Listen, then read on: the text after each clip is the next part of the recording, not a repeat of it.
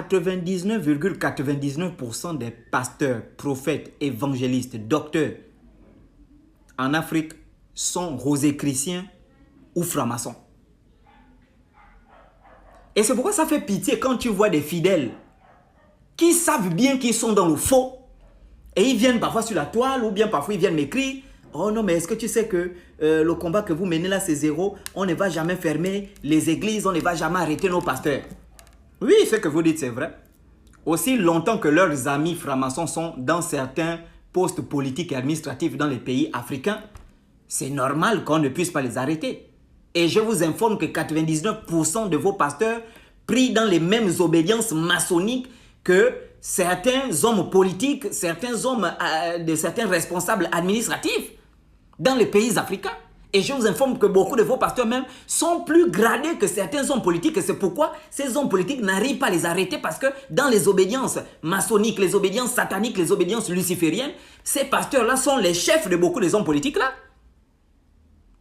Vous savez que lorsque le christianisme, la franc-maçonnerie, elle est ennemie du christianisme. Ça, vous le savez. Lorsque les francs-maçons commençaient à prendre le pouvoir en France au XVIIIe siècle, notamment après la Révolution française de 1789, beaucoup de chrétiens à partir des années 1930 ont compris que s'ils veulent maintenir le christianisme en vie, ils sont obligés soit de coopérer ou bien de rentrer dans la franc-maçonnerie pour maintenir leurs églises, leurs temples en vie. Parce que quand la franc-maçonnerie est venue, c'était pour détruire toutes ces églises-là. Parce que la franc-maçonnerie est ennemie du christianisme et du catholicisme. Pour ceux qui ne le savent pas. Et donc, beaucoup, pour rester en vie, ils ont eu unique recours que d'aller rentrer dans les obédiences maçonniques. Et beaucoup sont francs-maçons, beaucoup sont lucifériens.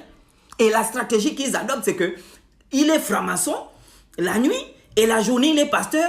Et dans son église, il manque de critiquer les francs-maçons pour faire diversion en disant « Les francs-maçons sont des diables, les rosicruciens sont des diables. » Alors que la nuit, il se retrouve avec les gens là, dans les obédiences. Du coup, il part en mission là-bas, c'est avec les francs-maçons qui se retrouvent. Beaucoup sont lucifériens, ils pratiquent les actions diaboliques. Ils sodomisent les enfants, les femmes avec qui ils couchent, ils téléchargent les énergies. Les fidèles sont devenus leur centre où ils viennent absorber les énergies.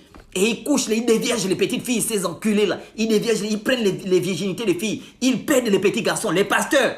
Ils pèdent les petits garçons, ils prennent l'aura de ces enfants là pour avoir toujours l'éloquence. Pour savoir toujours parler, tromper les gens, c'est ça. Et après on étouffe les affaires. Oh, tel pasteur a déviergé la fille, il donne de l'argent et on étouffe les affaires. Et dans les tribunaux partout dans le monde, ce sont leurs amis, ils étouffent les affaires et ni vu ni connu. Mais Dieu va susciter des gens qui ne sont pas dans vos systèmes, des dirigeants qui ne sont pas dans vos systèmes. Dieu va les susciter et ce sera la fin. J'ai dit oui, pour l'instant, on ne peut pas fermer vos églises, on ne peut pas arrêter vos pasteurs parce que leurs amis sont encore au pouvoir. Mais le pouvoir de leurs amis est en décadence actuellement. Et Dieu va susciter des gens qui ne seront pas dans vos systèmes, qui vont vous détruire. Ça, il faut retenir.